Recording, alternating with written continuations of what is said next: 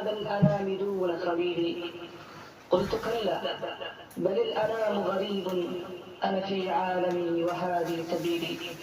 هذا هو الغريب، غريب عند العابثين من البشر، ولكنه عند ربه في مقام كريم.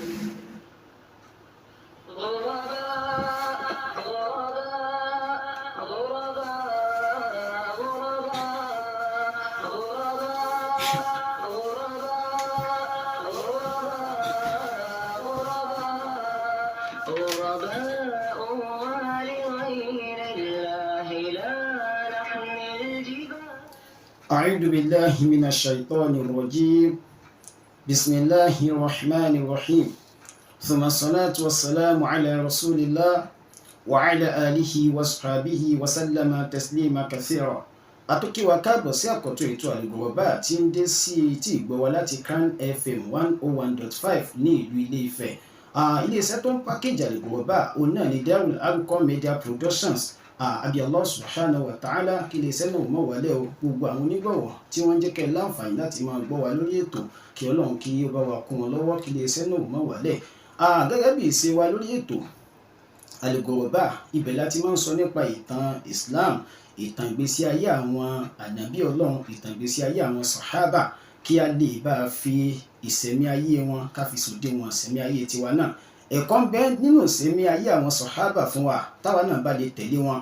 Ìlànà tí wọ́n rìn tán fi jẹ́ ní Allah yọ́nú sí, tí Allah fi sọ kí wọ́n tó fayé lẹ̀ wípé òun ti yọ́nú sí wọn, òun ti gba gbogbo iṣẹ́ wọn.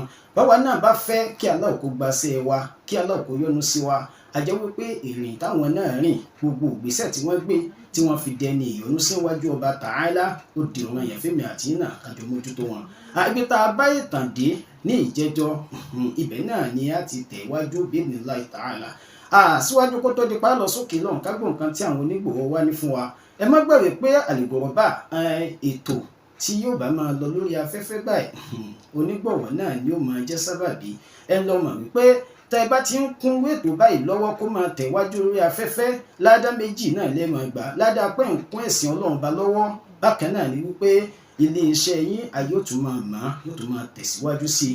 Abẹ́lọ́run tó láre ga jùlọ, gbogbo àwa tá à ń gbèrò páwa náà fẹ́ náwó sórí ètò Al-GHURABAA, Ọlọ́run má jẹ́ kó owó wálẹ̀ o, jẹ́ ká lè rí ọwọ́ náà nà. Abẹ́lọ́run tó láre ga jùlọ kó sì dáadáa fún wa.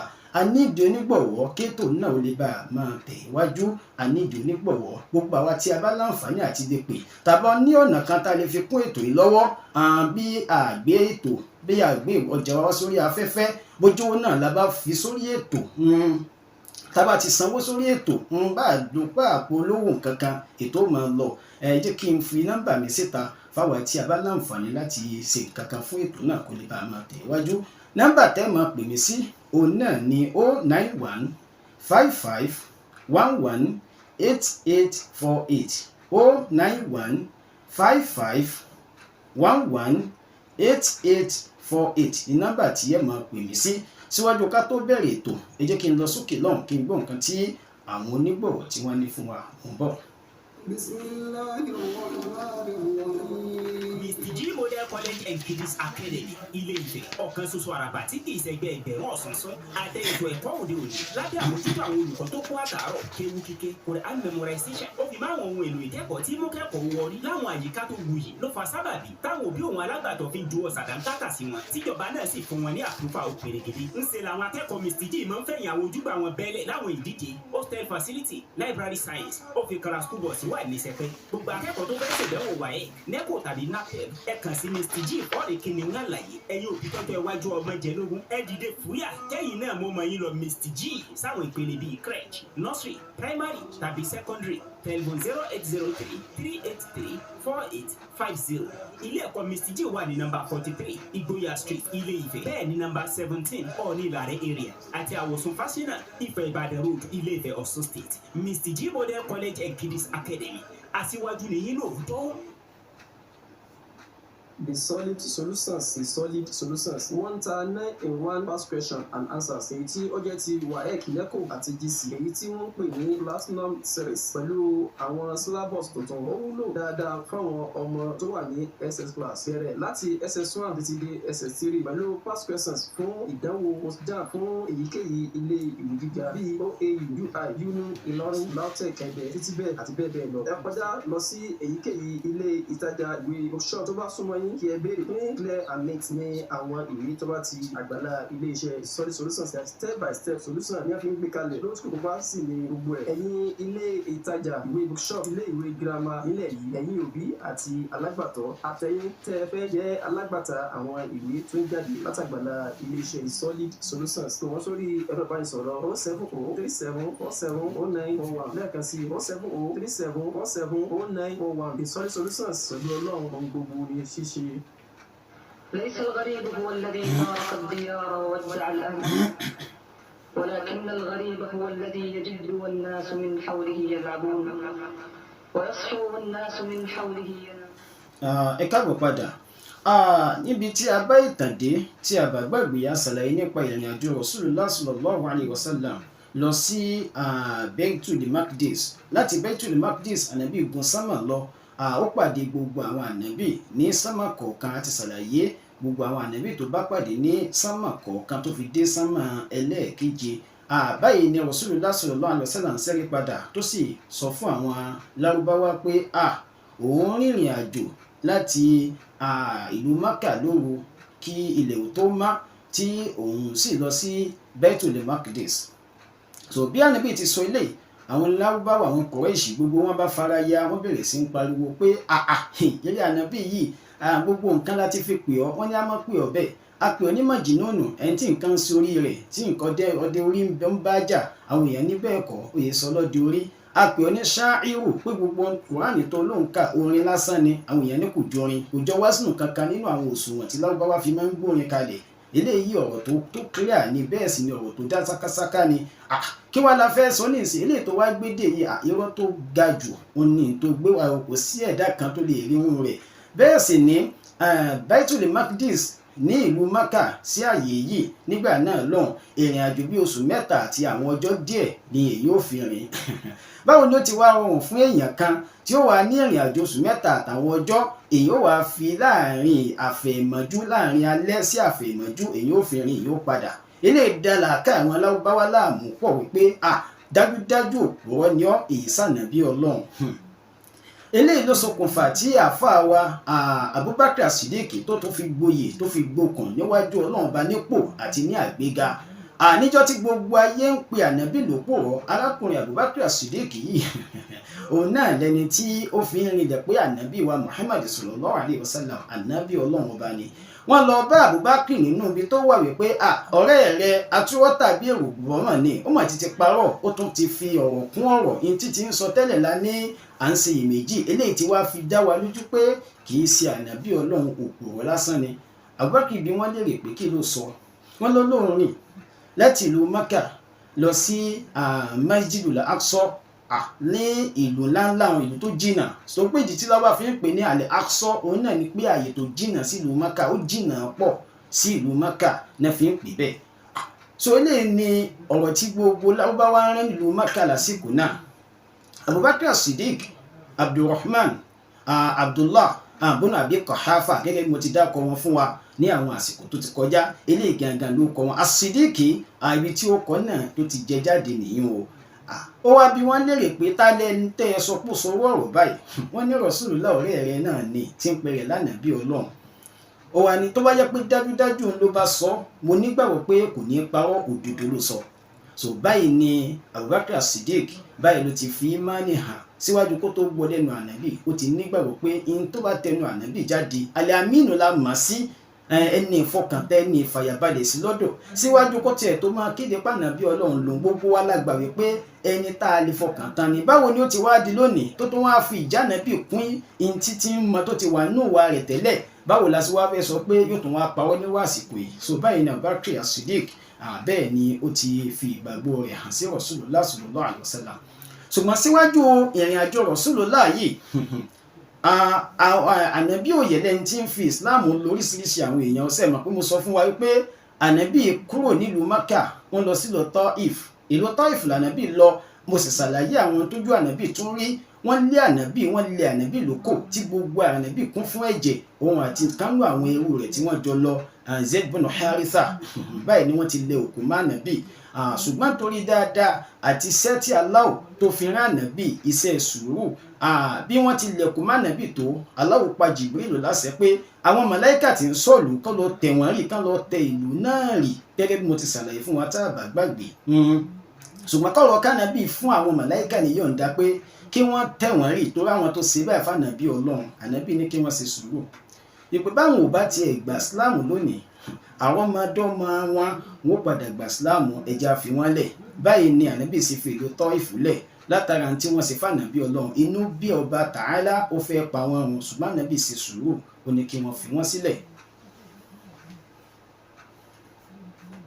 والناس في ضلالهم يتخبطون وصدق الشاعر إذ يقول قال لي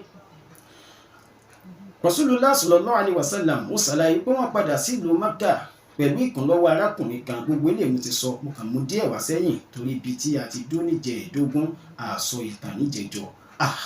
So ṣùgbọ́n síwájú àsìkò yìí Rasulullah sallallahu alaihi wasallam ó ti ń bá àwọn èèyàn sọ̀rọ̀ ní gbogbo ìgbà. ní máa ń pe àwọn èèyàn, àwọn ìran oríṣiríṣi àwọn èèyàn tí ń pè wọ́n sínú Islam nílùú Mákkà. Láti ìlú Madina tí ń jẹ́ ìlú Yathrib nígbà náà lọ́hùn, ànábì a máa pe oríṣiríṣi àwọn èèyàn láti gba Islam. Nínú àwọn kọ̀báyò tánàbì fi Islam lọ tó jẹ́ pé wọn ò padà gba Islam, nínú tírà èyí tí Al-Imam Zuhriyu tí wọ́n kọ, wọ́n ṣe àlàyé, wọ́n dárúkọ ọ̀pọ̀lọpọ̀ àwọn tí ànábì fi ìtàn tó fi Islam lọ ṣùgbọ́n tí wọ́n takú, tí wọ́n gba Islam lọ́wọ́ Rasulullah sallallahu alaihi wasallam, gẹ́gẹ́ bí Banu Amir bọ́nà Sa'sa'a àti Mahari bọ́nà Sọ́fà àti Zarọ́rọ̀ àti bẹ́ẹ̀ bẹ́ẹ̀ lọ. Wọ́n dákọ̀ àwọn tó pọ̀. Kódà Ibn Ishaq nínú tírà ìtàn tiwọn, àwọn wá ṣe àlàyé nípa ọ̀nà tí àwọn gbà tí wọ́n fi takò ànábì tí wọ́n fi gba Islam lọ́wọ́ wọn, àti bá ànábì ti pè wọ́n sínú Islam, gẹ́gẹ́ bí Banu Kalibu tí Rasulullah sallallahu alaihi wasallam lọ bá àwọn ẹ̀yà yìí, ànábì pè wọ́n lọ sínú Islam. Bàtà ànábì dé ọ̀dọ̀ wọn, ànábì pè wọ́n, ó sì ṣàlàyé pé ànábì Ọlọ́run lòun. Allah sì gbóhùn dìde láti pè wọ́n lọ sínú Islam. Báyìí ni àwọn ènìyàn ti kọ̀ fánàbì, wọ́n sì lé òjíṣẹ́ Allah sallallahu alaihi wasallam padà, tí ànábì ò fi lè láǹfààní àti bá wọn sọ̀rọ̀ mọ́. Bákan náà òun náà ni Banu Hanifa ànábì ó tún lọ sí ọ̀dọ̀ wọn. Wa atahu ila manzilihim, ànábì wá lọ sí inú ilé wọn. Wa dahahum ila Islam, ànábì wá pè wọ́n lọ sínú Islam pé kí wọ́n gba Islam. Wa arada alayhi nafsahu, ànábì sọ irú ẹni tó jẹ́ fún wọn pé ànábì látọ̀dọ̀ ọba tó dá wọn ni. Ànábì Allah sì gbòǹdì láti wá pè wọ́n lọ sínú Islam. Kò wá sẹ́nì kankan nínú àwọn ẹ̀yà ní ìlú Lárúbáwá tí wọ́n lè má Rasulullah sallallahu alaihi wasallam nígbà tánàbí ń pè wọ́n sínú Islam tó bí àwọn Banu Hanifa bí wọ́n ti lè má Rasulullah sallallahu alaihi wasallam. Wọ́n lé ànábì jìnnà tí wọ́n sì lè jáde kúrò ní ọ̀dọ̀ wọn. Báyìí Rasulullah sallallahu alaihi wasallam tó lọ sí Banu Amir bọ́nà Sa'sa'a, àwọn ẹ̀yà Rasulullah sallallahu alaihi wasallam dé ọ̀dọ̀ wọn, ó fi Islam lọ̀ wọ́n. Ìkan nínú wọn wọ́n pè ní Hira bọ́nà Faras. Eléyìí ló wá dìde ló wá sọ fún òjíṣẹ́ Allah lẹ́yìn tó ti sọ̀rọ̀ kò bá kò gbé sí òjíṣẹ́ Allah sallallahu alaihi wasallam. Ó wá ní ti ẹ̀dùn ní ara'ayta in nahnu bay'anaka ala amrika, tó bá tiẹ̀ jẹ́ pé àti ẹ̀wà kún ọ lọ́wọ́ tá a ṣàdéhùn pé a dáàbò bò níbi nǹkan tí ẹ̀sùtàtàn fi ń pọ̀n yìí. Thumma adharaka Allahu ala man khalafaka, lẹ́yìn náà ni Ọlọ́run wá fún ọ ní ìṣẹ́gun lórí àwọn tí wọ́n ń takò. Ayakunu lana al-amru ba'daka, ǹjẹ́ a ní àǹfààní nǹkan kan tá a ti rí, àbí bí ẹ̀bùn kan ìrìnjẹ kan tá a ti rí látara pé a dúró tí ò àkún ọ lọ́wọ́. Ànábì wá fún ọ dé sí ìjọ náà lọ pé al-amru ila Allah, pé gbogbo àlámọ̀rí owó Allah ló wà ó. Yad'uhu haythu yasha, ibi tó bá sì wù Allah ò ní ó gbé ka. Ó lè wù mí kí n ní màá ṣe nǹkan báyìí fún yín, tó bá sì wù Allah ó lè lóhùn gba bí tí mo fẹ́ gbà. So nídìí èyí ẹ jẹ́ àfilẹ̀ fún ọba tí ó rán mi ń ṣẹ́. báyìí làwọn eléyìí náà tún ṣe lè mọ́ Rasulullah sallallahu alaihi wasallam wọ́n wá sọ fún pé la hajata lana bi amrika ní nǹkan kan tá a lè ṣe fún ọ báyìí ni wọ́n ti lé ànábì Rasulullah sallallahu alaihi wasallam kò yẹ lẹ́ni tí tó ń pe àwọn èèyàn sínú Islam.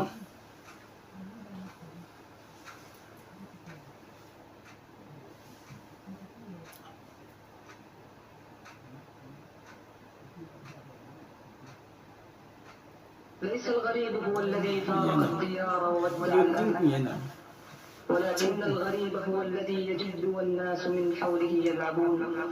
بسم الله الرحمن الرحيم. gbogbo òbí tó bá ń fẹ́ yìí pélé ìgbéga àwọn ọmọ wọn láyé irú wọn kì í fètò ẹ̀kọ́ àwọn ọmọ wọn jáfara rárá o tí a bá wá ń sọ nípa ilé ìwé tó ní àfojúsùn tó dára fún àwọn ọmọ wa Tenderfoot Islamic Academy ní ilé ìwé tó mọ̀ nípa bí a ṣe ń kọ́mọ tí ọmọ fi ń di àmúyangàn orílẹ̀-èdè lẹ́yìn wá ọ̀la ṣé nípa àyíká tó dùn ún wò la fẹ́ sọ ni àbí nípa àwọn olùkọ́ tí wọ́n mọ̀ nípa bí a ti ń kọ́mọ pẹ̀lú ìwọ ọmọlúwàbí Tenderfoot Islamic Academy Al-Quran kíké àti ẹ̀kọ́ èdè lárúbáwá ni wọ́n fi tayọ àwọn akẹgbẹ́ wọn.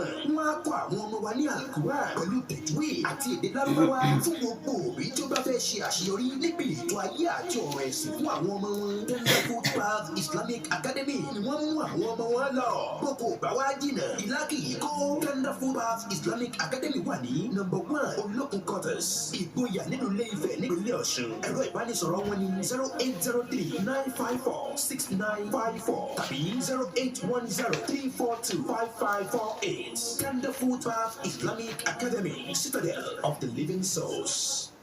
The solid solution 1-12-in-1 past question and answer tí ó jẹ́ ti WAEC, NECO àti GCE tí a ń pè ní Platinum Series. Pẹ̀lú àwọn syllabus tuntun ó wúlò dáadáa fáwọn ọmọ tó wà ní SS class láti SS1 dé SS3 ìwé 4-in-1 combined past questions and answers sí ìdánwò UTME JAMB tá à ń pè ní Premium Series pẹ̀lú new syllabus tó fi mọ́ ìdánwò post JAMB fún èyíkéyìí iléèwé gíga nílẹ̀ yìí náà wà nílẹ̀ ẹ kọjá sílé ìtajà ìwé bookshop tó bá súnmọ́ yín kẹ́ ẹ bẹ̀rẹ̀ sí ní kẹ́tíkẹ́tì clear and neat ni àwọn ìwé tó bá ti àgbàlá iléeṣẹ́ The Solid Solutions jáde torí pé step by step solutions ni wọ́n fi gbé e kalẹ̀ lówó tí òògùn pàṣẹ ní gbogbo ẹ̀yìn ilé ìtajà ìwé bookshop ilé ìwé girama nílẹ̀ yìí ẹ̀yin òbí àtẹ̀yìn tẹ́ ẹ fẹ́ jálágbàtà àwọn ìwé tó ń jáde látàgbàlá iléeṣẹ́ The Solid Solutions ẹ lò wọ́n sórí ẹ̀rọ ìbánisọ̀rọ̀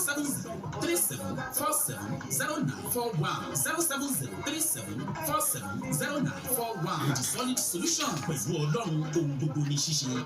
Bismillahirrahmanirrahim. Gbogbo ẹ̀yin òbí àti alágbàtọ́ tẹ́ ẹ fẹ́ jẹ́ káwọn ọmọ yín kẹ́kọ̀ọ́ tó yè koro. Ilé-ìwé Al-Kings Academy ni ẹ máa káwọn ọmọ yín bọ̀. Àwọn olùkọ́ tí mùṣemúṣe wọn dá mùṣemúṣe wà ní ilé-ìwé ọ̀hún tí wọ́n máa dá ọmọ yín lẹ́kọ̀ọ́ tó yè koro. Àǹfààní ìgbaniwọlé ti ṣí sílẹ̀ báyìí fún àwọn akẹ́kọ̀ọ́ tó wà ní ìpele fresh, kindergarten, nursery àti primary lọ́wọ́ tí ògùn panara. Bákan náà ni à ń fi àsìkò yìí pé gbogbo òbí àti alágbàtọ́ tí wọ́n fẹ́ kí àwọn ọmọ onímọ̀ nípa ẹ̀sìn Islam àti gbígbé Al-Qur'ani alápọ̀nlé sórí ilé kéwù madrasat Baitul Islamiyya àti kalẹ̀ ká sílùú Mọdákẹ́kẹ́. Àǹfààní ọ̀hún ṣí sílẹ̀ fáwọn obìnrin àti àwọn òwúwẹrẹ tí ọjọ́ orí wọn ò ju ọmọ ọdún 5 sókè àti àwọn ọmọ kéékèèké. Igba náírà 200 naira lówó fọ́ọ̀mù ìgbaniwọlé wọn. Ọjọ́ Sátidé àti Sunday ní déédé aago 9 àárọ̀ sí aago 1 ọ̀sán. Ètò ẹ̀kọ́ ọ̀hún yóò máa wáyé. Ilé kéwù wọn wà ní Òkè Òtùbú area Mọdákẹ́kẹ́. Ẹ̀lú wọn rèé 08138629085 tàbí 08136788596. àwọn máa retí yín o. ليس الغريب هو الذي فارق الديار وودع. Now, àwọn tí wọ́n wá gba Islam lọ́wọ́ Rasulullah sallallahu alaihi wasallam tí wọ́n yé sí ará Mẹ́kà àwọn pọ̀ díẹ̀ síwájú kó tó di pé Ànábì lọ sí ìlú Yathrib tí a mọ̀ sí ìlú Madina. Nínú àwọn tí Rasulullah sallallahu alaihi wasallam tí wọ́n fi Islam lọ torí pé ní ìgbà tó bá di àsìkò hajj àwọn èèyàn wá láti oríṣiríṣi àwọn ìlú ńláńlá láti wá ṣiṣẹ́ hajj nílùú Mẹ́kà gẹ́gẹ́ bí ìlú Yazid ìlú Taif àtàwọn ìlú míì tí ó súnmọ́ àtàwọn ìlú tó jìnnà sí ìlú Mẹ́kà. Ṣùgbọ́n Ànábì wa ń lo àǹfààní irú eléyìí tó bá ti yẹ pé àwọn èèyàn ti wá láti àwọn orílẹ̀-èdè káàkiri àgbáyé láti wá ṣiṣẹ́ hajj. Ànábì ó láǹfààní láti máa lọ sí àwọn ẹ̀yà sí àwọn ìjọ sí ìjọ láti pè wọ́n lọ sínú Islam. Eléyìí wá kún Ànábì lọ́wọ́ láti lè rí ọ̀pọ̀lọpọ̀ nínú àwọn díẹ̀ nínú àwọn tó jẹ́ arìnrìn-àjò tí wọ́n ti gba Islam lọ́wọ́ Rasulullah sallallahu alaihi wasallam.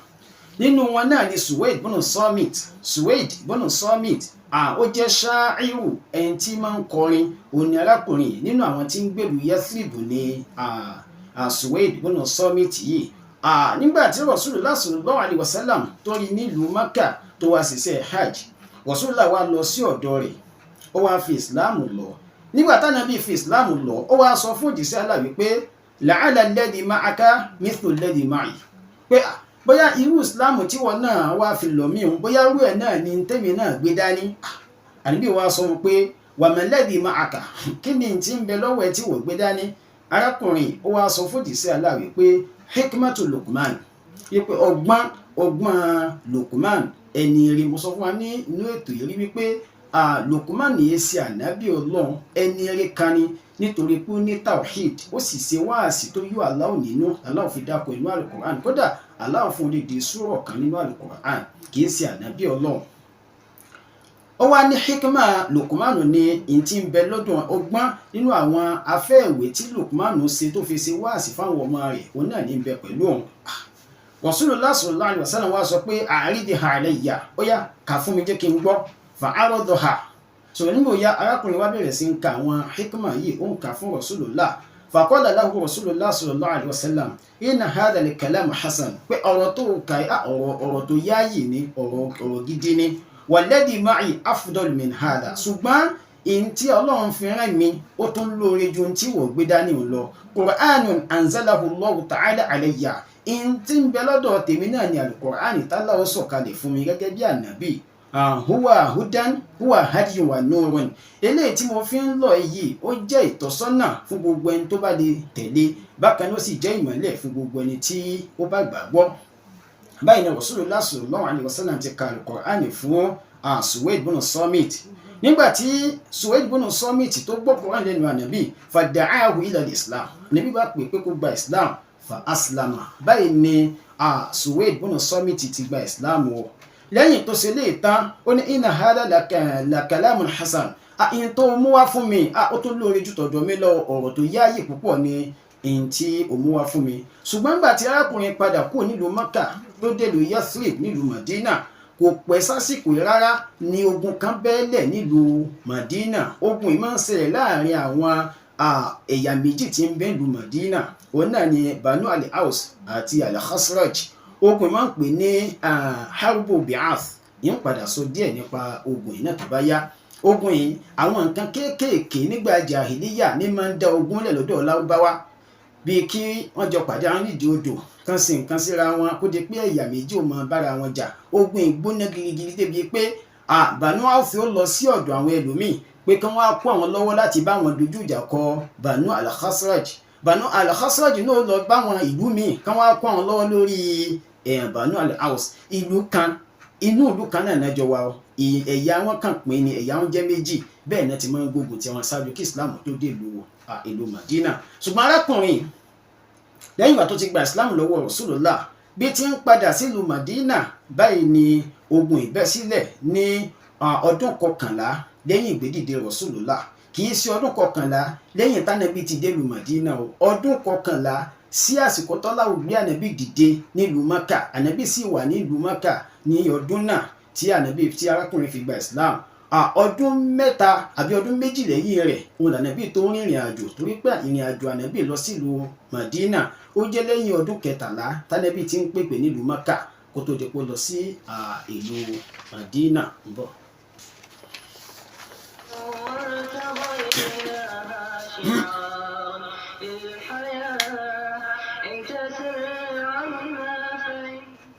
Nínú àwọn tó tún gba Islam lọ́wọ́ Rasulullah tó tún jẹ́ ará ìlú Madina, òun náà ni Iyas bin Mu'adh, òun náà gba Islam.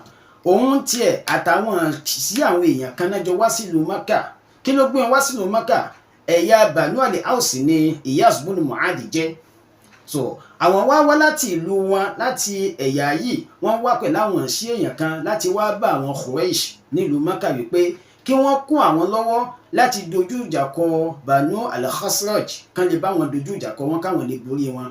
Torí pé ẹ̀yà Khazraj yìí wọ́n pọ̀ ló ń kà, wọ́n sì gbààyè nílùú Madina ju Banu al-Aws lọ. So báyìí náà ti wá sí inú ìlú Maka ní ọdún náà, ní ọdún 11 lẹ́yìn ìgbédìde Rasulullah. ìgbà tí wọ́n wá dé ìlú Mẹ́kà ànábì gbọ́ pé àwọn ẹ̀yà kan ti wá sí ìlú Mẹ́kà fún nǹkan báyìí ànábì bá lọ bá wọn ó fi ìsìláàmù lọ̀ wọ́n ìgbà tí ànábì fi ìsìláàmù lọ̀ wọ́n so ó wá ka Kùránì fún wọn wípé Ọlọ́run bá fún mi tírà so ti yébà yìí anna rasulullah so òjíṣẹ́ Ọlọ́run ni mi ba'athani ila al-ibad Ọlọ́run rán mi sí gbogbo àwọn ẹrúsìn rẹ̀ ad'uhum an ya'budullaha wa la yushriku bihi shay'an Ọlọ́run pa mí láṣẹ kí n máa sọ fún wọn pé kí wọ́n máa jọ́sìn fún Allah nìkan ká sì máa mú orogún papọ̀ mọ́ Allah wa anzala alayya al-kitab Allah sì sọ tírà kalẹ̀ fún mi bí Rasulullah sallallahu alaihi wasallam ti sọ ilé ìtàn tó ka Kùránì fún wọn bẹ́ẹ̀ ni Iyas bunu Mu'ad ó bá sọ fún àwọn ìjọ rẹ̀ pé ẹ̀yin ìjọ mi sẹ́yìn ò wá rí pé ìntàlákùnrin ìmú wá fún wa ó lóore ju ń ta torí ẹ̀kún ìlú Mádínà wá sí ìlú Mákà lọ àwa nítorí pé a fẹ́ kó pàǹpọ̀ ogun bá ìlú kan bá ẹ̀yà kan nínú ìlú wa ṣé ilé ìtàbá wa mú tó jẹ́ àlàáfíà dípò ta lọ rọ́pò fáwọn èèyàn nílùú sí òwà dájú tí a torí ẹ̀ wá lọ báyìí ni arákùnrin kan nínú wọn ó bá bu ẹ̀kúnwọ́ yẹ̀pẹ̀ ó bá bolo Iyas lójú kó lè panu èèmọ̀ pé gbẹ́nu ẹ sàn ń tá a torí ẹ̀ wá ló yẹ ká wá rán kò sí ní tó kàn wá pẹ̀lú tárákùnrin mú wá fún wa so báyìí ni wọ́n ti kúrò nílùú Mákà wọ́n ti padà sí ìlú Mádínà ṣùgbọ́n lẹ́yìn ìgbà tí wọ́n kúrò nílùú Mákà tí wọ́n padà dé ìlú Mádínà arákùnrin yìí padà fayé lẹ̀ ó padà kú ìyẹn Iyas bunu Mu'ad sẹ́mọ̀ kó ń ti gba Islam torí pé ó ti fi ìmánì títí ẹ̀ hàn kódà ìtànjú ó padà sọ fún wa wípé nígbà tó fẹ́ fayé lẹ̀ wàkánì yuhallilu wa yukabbiru wa yahmid àwọn nígbà tó fẹ́ fi ayé lẹ̀ arákùnrin ó ń bẹ ó sì la ilaha illallah ó ń ṣe Allahu akbar ó sì ń ṣe alhamdulillah wa yusabbihu inda mawtihi bákan náà ni wọ́n ṣe subhanallah nígbà tó fẹ́ fi ayé lẹ̀ wala yushakuna annahu mata musliman wọ́n láwọn olùmọ̀ àwọn àfọ onítàn wọn ò sí méjì pé arákùnrin tá a pè ní Iyas bunu Mu'ad ó kú lẹ́yìn tó kú sípò mùsùlùmí bó tiẹ̀ jẹ́ pé kò láǹfààní àti ṣe àwọn iṣẹ́ ìjọsìn míì ju pé ó gba ìsìlámù lọ́wọ́ ànábì ìjọ náà lọ́hùn wọ́n sì kún lu Mákà ìjọ náà ó padà dé lu Mádínà ó sì fàyè lẹ̀ ẹ wo àǹfààní tí ó ní níwájú ọba tí ọlá rẹ̀ ga jùlọ abẹ́lọ́hùn kí wọ́n jẹ́ kí àwa tá a ti ń ṣe ìsìlámù náà ká fi ìsìlámù náà lẹ̀ o gbogbo àwọn tí wọ́n ń sojú kòkòrò láti gba ìsìlámù náà ló mọ́sá wá sí níwọ̀n fún wọn o torí pé ẹ̀sìn kan ni tó yẹ gbogbo èèyàn bá ti ní yóò mú èèyàn kúrò nínú náà dọ́mọ àlùjánnà abẹ́lọ́hùn tọ́lá rẹ̀ ga jùlọ kí ó ṣe dáadáa títa ayé àti inú sàárè àtijọ́ ìgbé àlùjánnà fún ẹ̀kọ̀ọ̀kan wa ẹjọ́ ti lọ Al-Ghurabaa ti fẹ́ máa padà abẹ́lọ́hùn tọ́lá rẹ̀ ga jùlọ ìtàn yìí ètò yìí ò ní kú o gbogbo wa náà lójoojọwọ́ wa ẹ pè nọ́mbà mi 091 55 11 8848 091 55 11 8848 òdì nọ́mbà tí ẹ lè pè mí sí ó kọ́ tèmi ní Abu Hudhayfa al-Burhani Al-Ghurabaa Al-Ghurabaa òun náà ni wípé àwọn àjèjì láàrin àwọn èèyàn àwọn sàhábà nìyẹn abẹ́lọ́hùn tọ́lá rẹ̀ ga jùlọ kó jẹ́ káwa náà lè fi ìgbésí ayé tiwa náà kọ́ sí tiwọn wala hawla wala quwwata illa billahi aliyyil azim ẹni tí ń bá mi gbé sókè lápá tán òun náà ni Mary Ọláyínká ọwọ́ tẹ́ fi ń gbé sókè gbé sódò Ọlọ́run ní jẹ́ kí ọwọ́ náà ó ní àìsàn àgbéga Ọlọ́run bá wa sí fún ilé iṣẹ́ náà tó bá tún dọjọ́ mẹ́jọ àtòjọ́ máa pàdé wassalamu alaikum wa rahmatullahi wa barakatuh.